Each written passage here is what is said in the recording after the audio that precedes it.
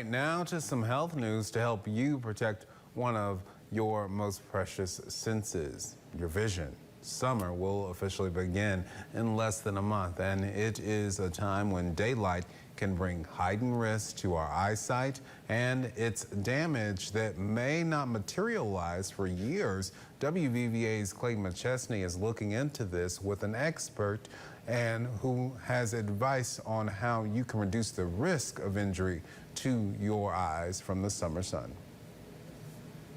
Summer can be a great time to have fun in the sun.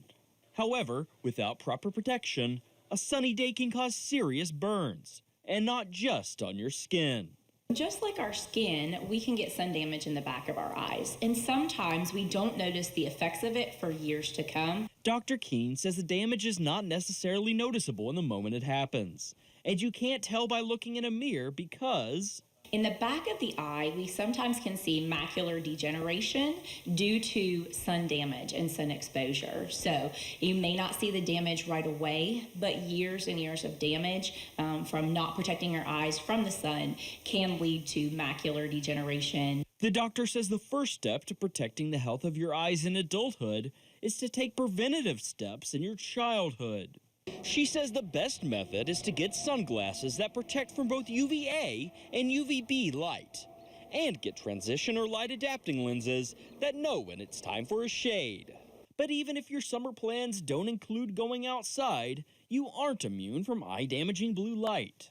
The same wavelength that the sun has that is damaging to our eyes is the same wavelength that we get of light through our computers, electronic devices, video games, even television. While we have seen the negative side effects of looking at the sun since the dawn of man, screens are a relatively new invention, meaning the long-term effects are still relatively unknown.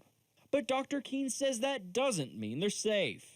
Unfortunately, we don't know exactly how much blue light is too much. And so I think that's one of the most important things is, hey, is an hour a day too much? Is 2 hours a day too much? Without protection, we don't really know. Right now, the most important thing is that we do know that it is the same wavelength as the sun. And we know the effects of the sun on long-term damage for the eyes.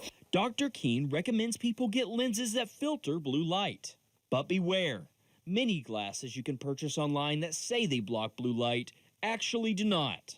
She encourages people to buy their glasses from an optometrist who can guarantee a blue light filter. Alternatively, she says you can use transition lenses inside too. Even when the lenses aren't dark, they can still filter out the blue light from screens. Here for you in Bluefield, West Virginia, I'm Clayton McChesney, WVVA News. Clayton and Dr. Keene, thank you so much. Certainly a lot more educated about these ocular things we all use.